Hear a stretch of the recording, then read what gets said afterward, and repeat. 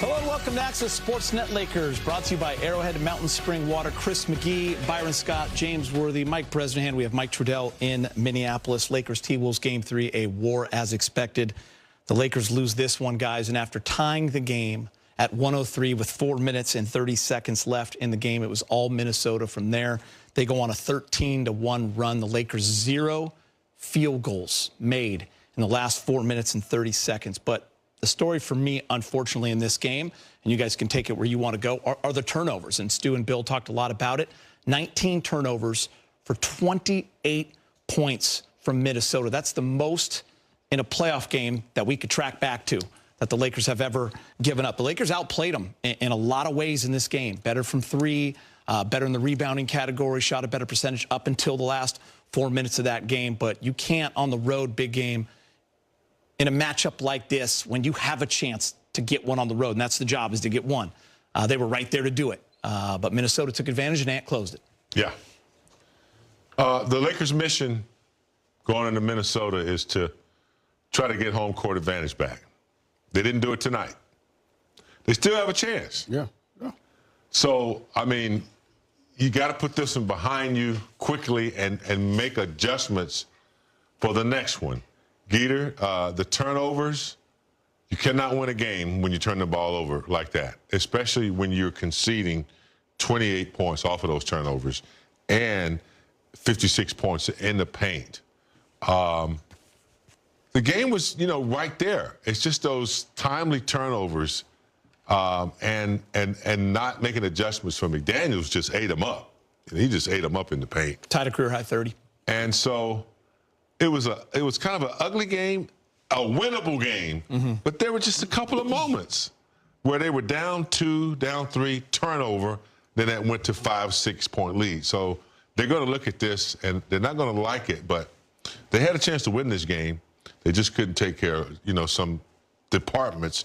Turnovers is one of them. And Byron, I'm interested to get a coach's perspective, because as a fan or just watching the game like we are, so many of those turnovers seem like careless basketball plays. A lot of them happened right under the T-Wolves basket.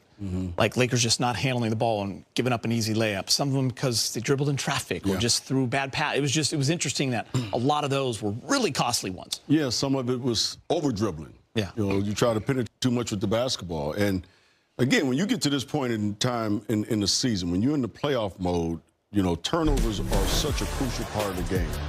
You have to really emphasize taking care of the ball.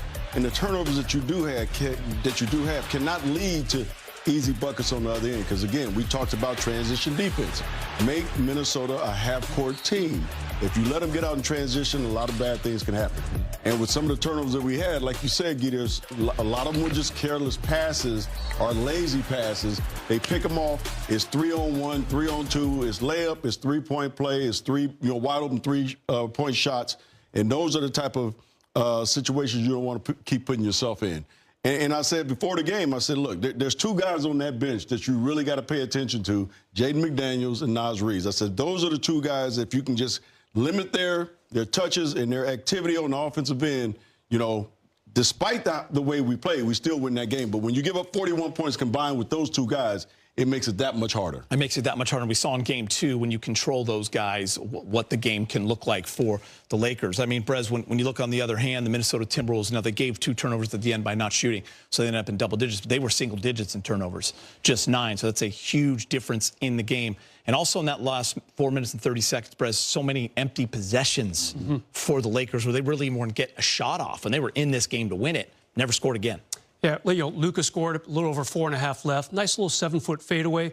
Lakers scored at 1 point the rest of the way. Austin Reeves free throw. 0 for 6 down the stretch for the Lakers.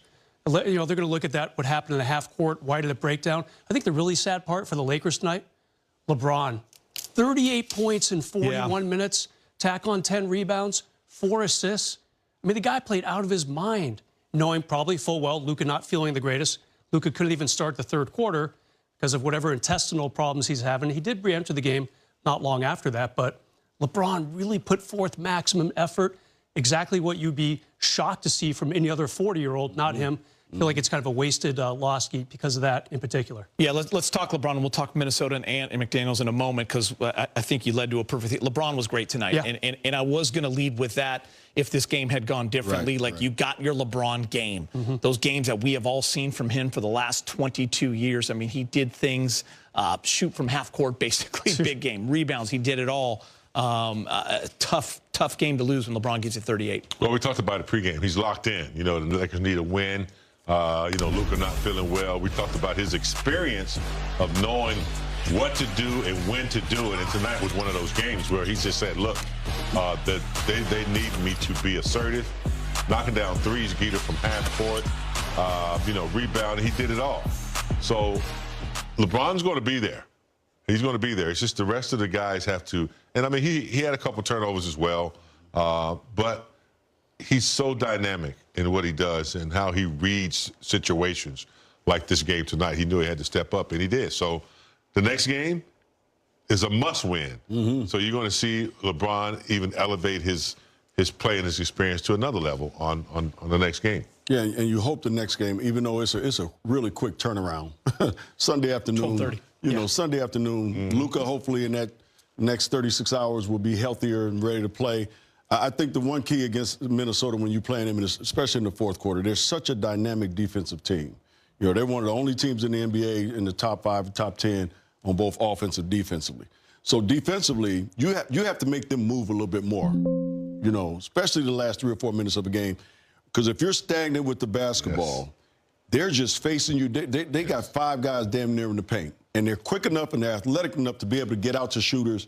And that's the one thing that they did. And we was talking in the room, Braz, I was saying, look, they're so good at packing the paint. Once you kick it out, you got to be in drive or attack mode instead of shooting so many threes, because now you can get to the free throw line, number 1. Number 2, that's easy points. Number 3, you stop the clock.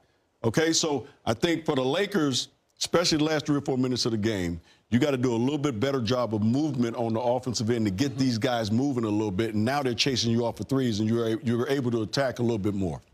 I'll tell you what, maybe we all underestimated the Minnesota defense coming into this. You know, they're holding the Lakers to about 97 points over these first 3 games on average. It's not even Rudy Gobert. No. He's not the problem. It's the perimeter guys, you know, harassing the Lakers.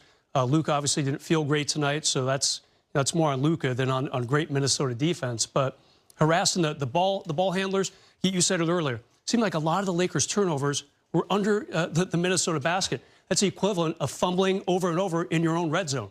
You know, it's like you just can't do that. And obviously that led to a lot of easy points for Minnesota. You know, there's just one too many problems for the Lakers that they couldn't win this game. And again, a shame. LeBron's incredible effort ends in a loss. I'm curious also, Brez, just how much it affected this Laker team. You know, obviously they knew Luka wasn't feeling well going in. We didn't know until Mike Trudell reported it at the beginning of the game. But you could tell he was struggling just in the way he was moving defensively. Seemed like Minnesota knew it and was going after him, but he just didn't have that same ability on offense to do what we're used to seeing him do. I mean, he ended up a minus 16. You know, he had the 17 points, 8 rebounds, 7 assists, but he just wasn't able to do what I think everyone expects. And obviously LeBron and AR tried to pick up the load, but it was tough to see that from Luka. Yeah, you know, anytime you shoot, what did he have, 17 shots to score 17 points, whatever his final totals were, that's not the typical Luka game.